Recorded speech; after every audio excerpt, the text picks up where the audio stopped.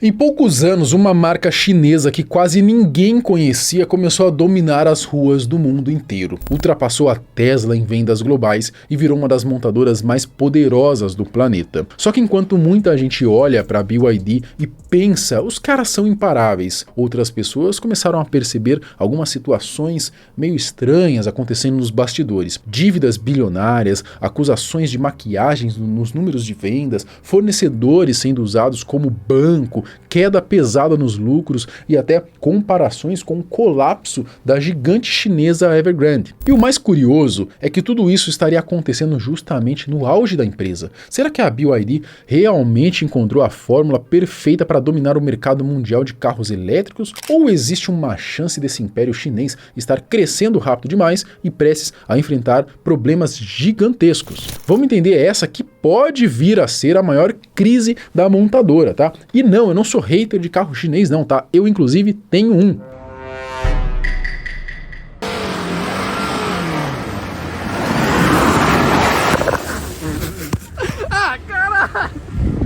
Não culpe o jogador, culpe o jogo, tá? Aqui eu só conto a história com base nas notícias e você faz o que quiser com as informações. Eu sou o Marcelo Milos, depois da vinheta eu te conto.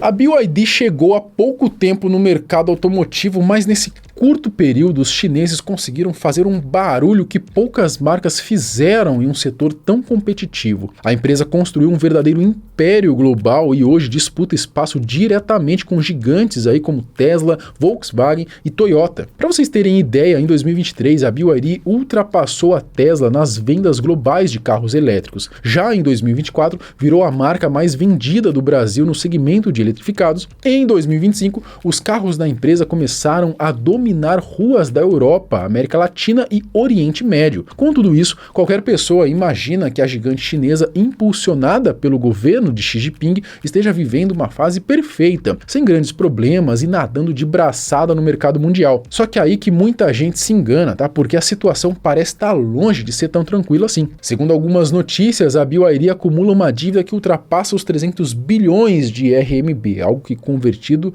passa facilmente dos 200 bilhões de reais. E isso levantou um alerta sobre até que ponto a administração da empresa realmente está sob controle. A grande questão agora é, será que essa dívida pode atrapalhar toda essa ascensão meteórica da BYD? Ou tudo isso já fazia parte do plano dos chineses e ainda está totalmente sob controle deles? BYD e sua dívida bilionária. A BYD, que significa Build Your Dreams, foi fundada em 1995 na cidade de Shenzhen pelo empresário Wang Shanfu. Antes de entrar no mercado automotivo, a empresa atuava no setor de baterias recarregáveis para eletrônicos, focando primeiro nas baterias de níquel-cádmio e depois nas de íons de lítio. E mesmo nesse ramo, eles já se destacavam bastante. Lá nos anos 2000, a empresa chinesa já fornecia baterias para gigantes como Motorola e Nokia, consolidando uma enorme experiência no setor de energia. Só que a grande virada veio em 2003, quando a companhia decidiu entrar de vez no mercado automotivo ao comprar uma fabricante de carros. Foi aí que nasceu a BYD Auto. E a ascensão deles foi extremamente rápida. Em poucos anos, os chineses já começaram a se destacar como pioneiros no setor. Para vocês terem ideia, em 2008, eles lançaram o BYD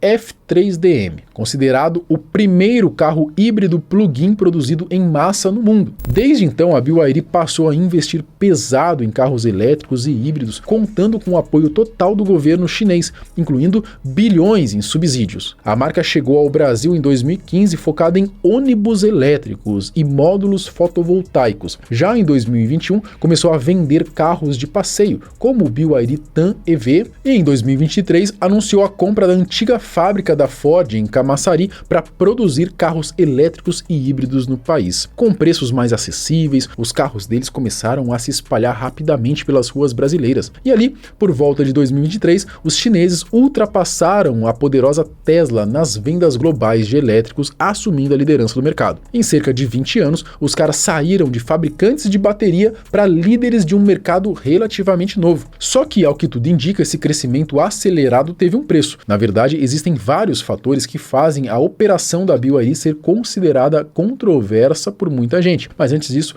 vale entender como que eles conseguem vender tantos carros aí e mais baratos que praticamente todo o resto do mundo. Primeiro, porque os caras vieram justamente do setor de baterias, então carregam aí uma experiência enorme na área. E isso dá uma vantagem absurda no componente mais caro de um carro elétrico, que pode representar até 40% do custo total. A empresa produz, por exemplo, a Blade Battery, que evita materiais caros como níquel e cobalto. Além disso, através da BYD Semiconductor, fabrica os próprios chips, reduzindo custos e evitando problemas globais de abastecimento. Outro ponto importante é que eles investem diretamente em minas de lítio para controlar desde a extração até o preço da matéria-prima, além de terem uma logística extremamente eficiente. A eficiência industrial deles também impressiona, né? Enquanto montadoras tradicionais dependem de fornecedores externos, a BYD fabrica internamente cerca de 75 a 80% dos componentes dos próprios veículos, o que ajuda bastante a manter os preços competitivos. Mas talvez o maior pulo do gato deles, como eu já comentei, foi o apoio pesado do governo chinês. Ao longo da última década, o governo ofereceu bilhões em subsídios,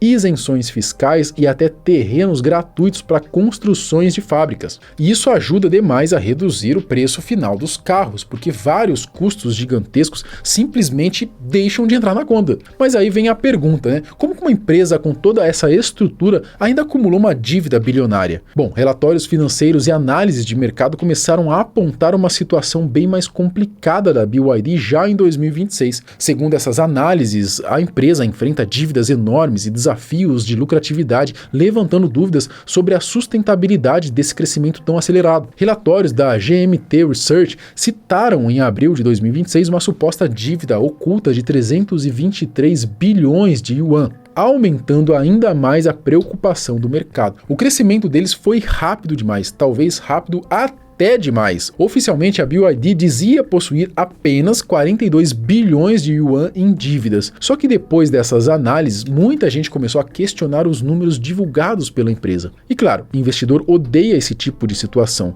Por isso, empresas normalmente tentam esconder ao máximo números negativos quando conseguem. Mas como que a BYD teria camuflado tudo isso? Basicamente, usando fornecedores como se fossem bancos. A empresa passou a ser criticada pelo uso pesado da própria cadeia de suprimentos como forma de financiamento, atrasando pagamentos por períodos muito longos. Na prática, isso aparece no balanço como passivo comercial e não como dívida bancária tradicional, só que o risco continua existindo, porque se as vendas caírem bruscamente, a BYD pode acabar enfrentando uma enorme crise de liquidez, afetando toda a cadeia de fornecedores junto com ela. E as peças que faltam estavam escondidas dentro dos contratos chamado financiamento da cadeia do suprimento. Uma maneira educada de dizer que a BYD paga seus fornecedores, em média, 275 dias após a entrega, 9 meses. Numa indústria onde a norma é pagar 50 a 60 dias no máximo. Tecnicamente, essas faturas não pagas são dívidas, só que eles não aparecem no balanço como dívidas. A BYD estava usando seus próprios fornecedores como um banco não remunerados. Entenderam como que funcionaria esse esquema para esconder parte da dívida? Só que calma, porque a história não para por aí. Também começaram a surgir acusações de que os números gigantescos de vendas da BYD talvez não sejam tão naturais quanto parecem. Segundo algumas análises, para bater metas e manter a imagem de crescimento acelerado, os chineses estariam vendendo parte dos carros para empresas ligadas à própria operação, maquiando os números e passando a impressão de que a demanda está explodindo no mundo inteiro. Aí realmente fica mais fácil divulgar recordes absurdos de vendas e reforçar a ideia de que a marca está dominando o mercado global. Uma prática sobre a qual ninguém na China fala abertamente, mas que toda a indústria sabe que existe, são os carros usados de quilometragem zero. O mecanismo é muito simples. Como funciona? Bem simples. No final de cada mês, quando os objetivos de vendas devem ser atingidos, sabe, fecha o balanço do mês de quantos carros vendeus, as concessionárias do BYD, eles registraram milhares de carros que estavam parados, milhares de carros novos, eles registraram eles como vendendo eles para uma empresa de fachada, que era os próprios concessionários controlados. E depois eles pegaram esses carros que foram vendidos e venderam eles no mercado de carro usado como zero quilometragem. Então, no papel, esses carros foram escritos como vendidos. Mas na realidade, nenhum cliente real não comprou esses carros. E esses carros acabam estacionados em grandes terrenos por toda a China, às vezes por meses. Imagem de 2024 mostra fileiras de BYD abandonados em capos enferrujados lentamente. Um vendedor em Guangzhou admitiu que no final de cada mês ele era instruído a registrar 200 ou 300 carros em nome de empresas parceiras, apenas para atingir as metas. Para piorar, no ano passado a BYD já tinha registrado um lucro 19% menor do que nos anos anteriores. E no começo deste ano a situação ficou ainda mais preocupante, com uma queda de 55% no lucro líquido já no primeiro trimestre de 2026. Fora os problemas de qualidade dos carros que cada vez mais vem aparecendo por aí, incluindo uma série de recalls envolvendo a marca. É claro que ainda calculando aí custo-benefício, né, a gente tem que concordar aqui que as marcas chinesas estão entregando muito mais qualidade também nos produtos do que as montadoras tradicionais, né? Se for comparar ali em questão de valores, por exemplo, um carro chinês aí, de uma GWM da vida, de uma BYD da vida de 200, 300 mil, acaba entregando muito mais do que uma montadora tradicional com carros desse mesmo valor, né? A BYD, pelo que a gente acompanha, a maior parte aí das reclamações de fato é no pós-venda deles, né? Não sei se já melhoraram isso, mas era o ponto principal aí das reclamações. Enfim, você percebe que a situação pode estar ficando complicada mesmo quando o próprio governo chinês começa a pressionar as montadoras do país, pedindo que diminuam essa guerra de preços, porque a conta aparentemente já não está mais fechando. Bom, isso significa que a BYD está quebrada, que vai falir?